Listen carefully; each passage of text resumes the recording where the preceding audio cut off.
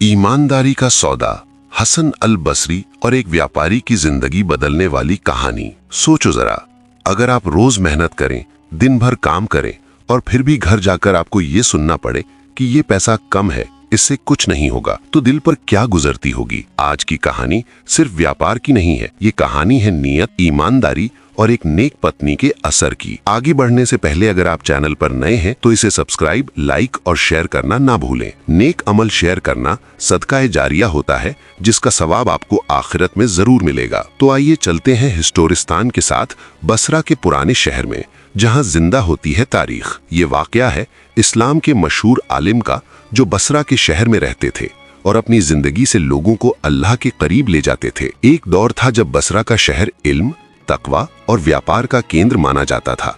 दूर दूर से लोग यहाँ आते थे, कोई ज्ञान हासिल करने, कोई कारोबार के लिए और कोई सिर्फ अल्लाह के नेक बंदों की सोहबत पाने के लिए। इसी बसरा शहर में एक बुजुर्ग और अजीम शख्सियत रहती थी, जिनका नाम था हजरत हसन अल बसरी रहमतुल्लाह अलैह। हजरत हसन अल बसरी सिर्फ बड़े आलिम ही नहीं थे, बल्कि ऐसे इंसान थे जिनकी जिंदगी कुरान और सुन्नत का जिंदा नमूना थी। उनकी बातों में हिकमत होती थी, उनकी खामोशी में भी नसीहत, और उनके अमल से लोग सीखते थे कि अल्लाह को कैसे राजी किया जाता है। बाजार का वो दिन। एक दिन हजरत हसन अल बसरी को अपने लिए कपड़े की जरूरत पड़ी। वो बसरा के बाजार की तरफ चल दिए। बाजार में चारों तरफ दुकानें लगी थीं, रंग बिरंगे कपड़े, शीशे, इत्र, मसाले और आवाजों की गूंज। उन्होंने एक कपड़े की दुकान पर रुककर कपड़ा देखा।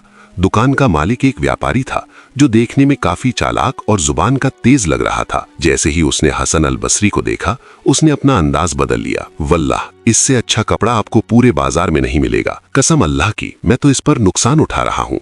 ये कपड़ा शहजादों के लिए है, आपकी जैसे बुजुर्ग के लिए बिल्कुल परफेक्ट है। वो बार बार कसम खा रहा था, झूठी तारीफ कर रहा था और सच को छुपाकर झूठ को चमका रहा था। हजरत हसन अल बसरी ने उसे गौर से देखा।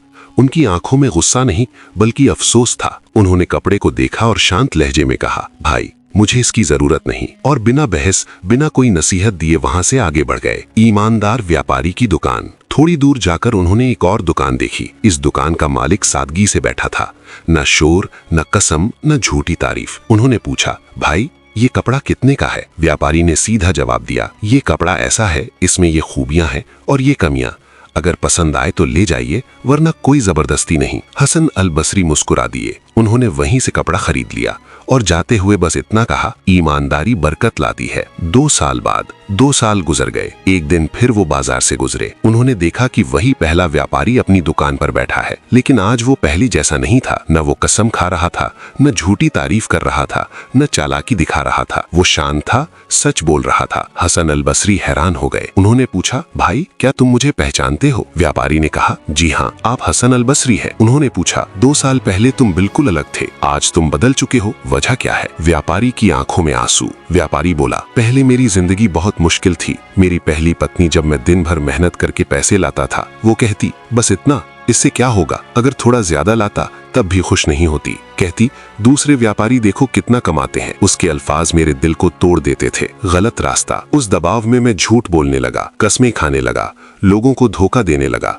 मैं भूल गया था कि रिस्क अल्लाह के हाथ में है। जिंदगी का नया मोड़। फिर अल्लाह की मर्जी से मेरी पहली पत्नी का इंतकाल हो गया। कुछ समय बाद मेरी दूसरी शादी हुई और ये औरत मेरी जिंदगी का सबसे बड़ा तोहफा थी। नेक पत्नी का किरदार। जब भी मैं दुकान जाने लगता, वो मुझे रोक कर कहती, मेरे शौहर, अल्लाह से डरना, हमें सिर्फ हलाल खिलाना। अगर आज कम कमाओगे तो मैं इसे बहुत समझूंगी। अगर कुछ भी न लाओ तो मैं अपनी सिलाई से मदद कर लूंगी। वो मुझे पैसों से ज्यादा अल्लाह की याद दिलाती थी। दिल की तब्दीली। उस दिन मुझे समझ आया कि मैं लोगों से नहीं, अल्लाह से रिस्क मांग रहा हूँ। मैंने झूठ छोड़ दिया, कसम खाना छोड़ दिया और सिर्फ सच बोलना शुरू कर दिया। बरकत का राज। और आज मैं पहले से ज्यादा कमा रहा हूँ, लेकिन सबसे बड़ी बात, मेरे दिल में सुकून है। हसन अल बसरी ने फरमाया, यही तो बरकत है। सीख। इस कहानी से हमें ये सीख मिलती है कि ईमानदारी व्यापार का सबसे बड़ा गहना है। झूठ और धोखा पैसा ला सकता है, सुकून नहीं। रिस्क अल्लाह के हाथ में है, कस्टमर के नहीं। एक नेक पत्नी पति को जन्नत के रास्ते पर ले जा सकती है। अच्छी पत्नी